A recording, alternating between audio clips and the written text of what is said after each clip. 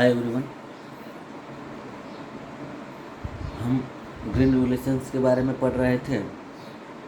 Characters की बात करूँ मैं ग्रीन रेवोल्यूशंस की, तो use of high headings, variety sweets, use on chemical fertilisers, use of the pesticides, extensions of agriculture machinery tools and the impact extents of small and medium irrigation project, use of the new technical of soil conservation, existence of the support price of agriculture product, increment of the agriculture research and the soil testing to improve good facilities for agriculture marketing, extensions of finance and loan facilities of agriculture। ये characters है green revolutions के कि हमें उच्च quality की जो seeds है उनका यूज़ करना है, फर्टिलाइजर्स का यूज़ करना है, केमिकल्स का यूज़ करना है, न्यू टेक्निक का यूज़ करना है, इरिगेशन सिस्टम्स पर हमें वर्क करना है। मार्केट जो है उस मार्केट को हमारे लिए जो बढ़ाया है उस मार्केट या जो मार्केटिंग फैसिलिटीज़ है वो उसको बढ़ाया गया। ये ग्रीन रेवोल्यूशंस की प्रमुख कैरेक्टर्स थे। कृषि उत्पादन के क्षेत्र में वृद्धि हेतु जो किए गए उपाय थे, उपायों में ये सबसे महत्वपूर्ण थे। सेकेंड है वाइट रेवोल्यूशन। देखो बेटा, ग्रीन मतलब हरी होता है, वाइट मतलब सफ़ेद क्रांति। वाइट क्रांति का श्वेत क्रांति जिसे कहा जाता है, ये दुग्ध या मिल्क से रिलेटेड होती है, पशुपालन से संबंधित होती है। दुग्ध उत्पादन को बढ़ाने हेतु इस प्रकार के रेवोल्यूशंस है उसे चलाई गई जिसमें दुग्ध उत्पादन में वृद्धि हो, ये इसका प्रमुख उद्देश्य था। White revolutions is the closely related to animal rearings, ये पशुपालन से संबंधित है। White regulations means increase the milk production with the help of dairy development programs in the rural areas। बेटा, वाइट रेगुलेशंस का सीधा सा अर्थ ये था या सीधा सा संबंध था दुग्ध उत्पादन में वृद्धि, जिसे जो ग्रामीण क्षेत्र है उन क्षेत्रों में बड़ी आसानी से हम दुग्ध के जो उत्पादन है उस उत्पादन को बढ़ा सके, इसलिए इस प्रोग्राम का हमने इस्तेमाल किया। This is also known as the operations flood, इसे ऑपरेशंस फ्लड के नाम से भी जाना जाता है। Government has developed new species by the interbreedings local cow and the cows of the foreign race which produce more milk।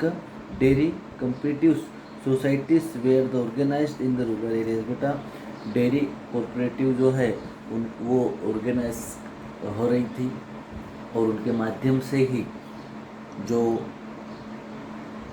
दुग्ध उत्पादन है उन उत्पादन में वृद्धि हेतु जो देसी नस्ल की गाय थे उनके स्थान पर जो फॉरेन काउज जो थे उनका यूज़ होने लगा, जिससे दूध उत्पादन अधिक होने लगा। This mission was started from Kheda districts of Gujarat and the covered other state like Maharashtra, Andhra Pradesh, Telangana, Punjab, Haryana, Rajasthan and Uttar Pradesh. बेटा, इसकी शुरुआत खेरा डिस्ट्रिक्ट, गुजरात की खेरा डिस्ट्रिक्ट से हुई थी और धीरे धीरे इसने महाराष्ट्र, आंध्र प्रदेश, तेलंगाना, पंजाब, हरियाणा और उत्तर प्रदेश को भी कवर्ड कर लिया। वाइट रेवोल्यूशंस का सीधा सा अर्थ किससे होता है, तो क्या लिखोगे, दुग्ध उत्पादन से, दुग्ध उत्पादन में वृद्धि से। ठीक है, ये लो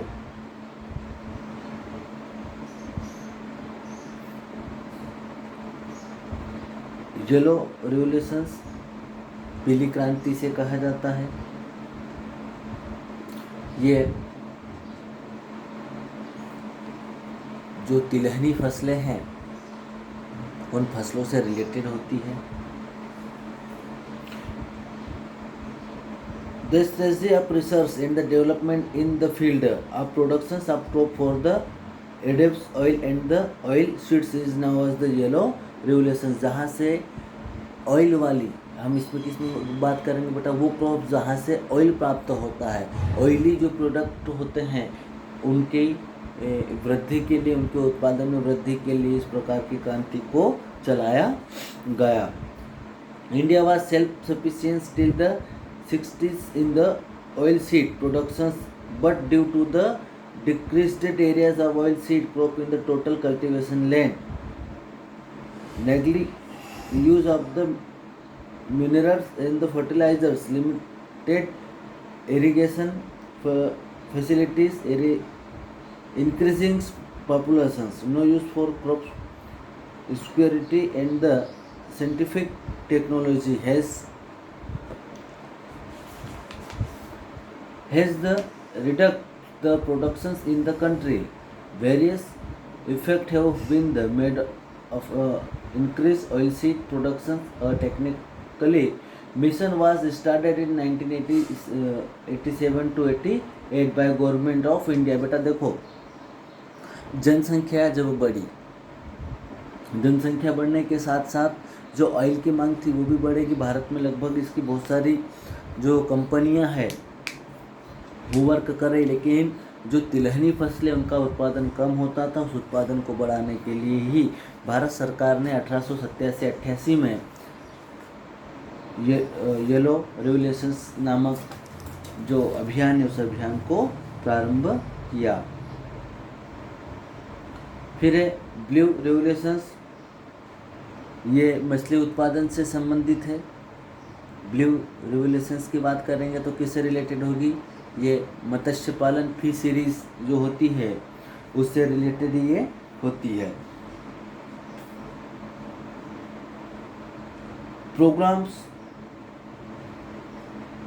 इन productions and the productivity in the fishery sector in the country is called the blue revolutions. बेटा जो मछली उत्पादन का जो वर्क होता है, मछली प्रोडक्ट का जो वर्क होता है, उसे ही हम ब्लू रेवोल्यूशंस के नाम से जानते हैं. India is the world third largest producers of fish.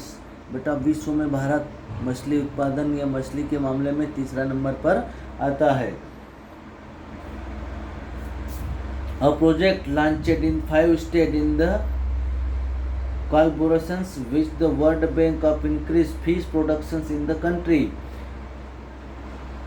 It help in the augment food supplies, raising nutritional level, generations employment, and the aiding foreign exchange. It in the year 2006 to 7, the country product of 63.99 lakh tons of fish and the export fishes worth 5,739 crore rupees. बेटा हमने वर्ष 2006-07 में करीब 63,999 lakh ton fish उत्पादन की थी और उससे हमें आई हुई थी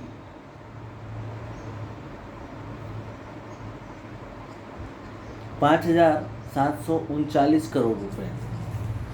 देखिए जहाँ पर फीस की बात होगी वहाँ पर कौन सी आएगी बेटा, ब्लू रेवोल्यूशंस आएगी. अब लास्ट है पिंक.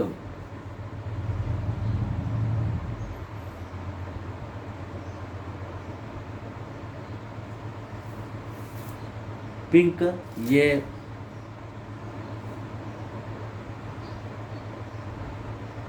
जो फल होते हैं उनसे रिलेटेड होते, फ्रूट्स से रिलेटेड होती है.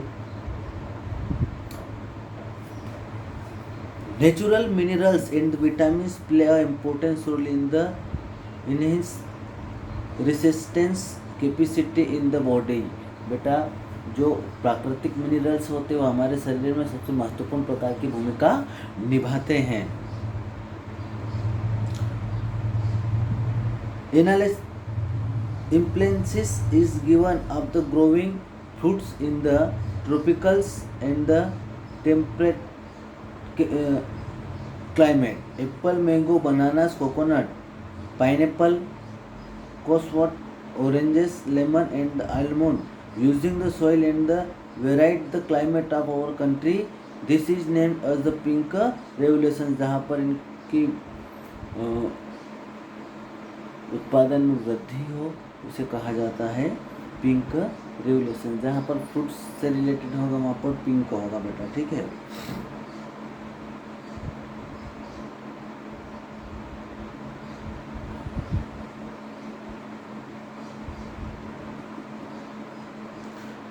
अब आगे चलते हैं, मेडिसिन की बात करते हैं। मेडिसिन या हॉर्टिकल्चर क्रॉप्स की बात करते हैं जिसमें हर्बल प्लांट्स भी होंगे, ठीक है बेटा। कुछ हर्बल्स ऐसे होते हैं जो हमारे लिए सबसे महत्वपूर्ण प्रकार के माने जाते हैं। India has the great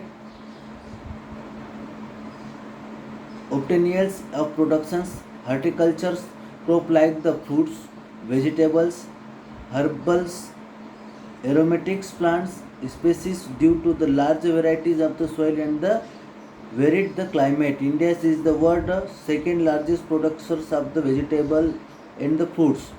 Areas under the fruits cultivation is 48.1 lakh hectares and 63 lakh hectares under the vegetation cultivations. India's productions 10% of fruits and 33.28% of vegetable, and the total world's productions under the horticulture's flowering crops can be the grow। बेटा देखो भारत बहुत सारी जो फसलें हैं उन फसलों का उत्पादन करता है जिसमें मेडिसिन लगाकर हॉर्टिकल्चर तक की चीज़ें होती है। अब कौन कौन सी हॉर्टिकल्चर के अंदर आती है वो होगी सबसे पहले फ्रूट्स।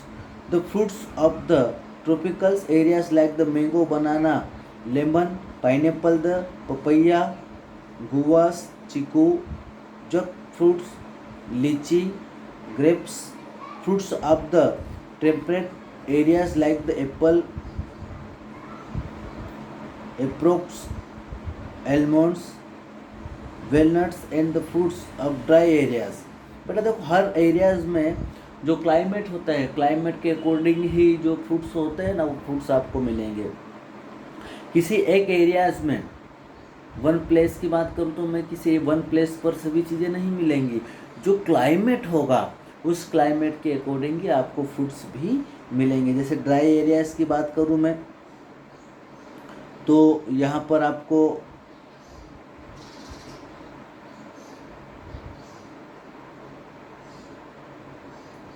कुछ चीज़ें मिलेगी। Dry areas like amla, ber, pomegranate, fig and produced in the India's lead the world in the productions of mango, banana, chiku, lemon. India's produce 39% of the mango and 23 of banana of the total world। बेटा हम 39% और 29 mango और बनाना पूरे विश्व में क्या करते हैं सप्लाई करने का कार्य करते हैं। Vegetable like the tomato, onion, brinjal, cabbage, cauliflowers, peas, potato and the cucumbers areas grow in India. India's rank second after China in the productions of vegetable. India's rank first in the productions of the cauliflowers, second in the onion and third the cabbage production in the world। बेटा देखो हम जो मसाले उत्पादन करते हैं जो onion उत्पादन करते हैं इसमें प्रथम, द्वितीय एवं थर्ड नंबर है।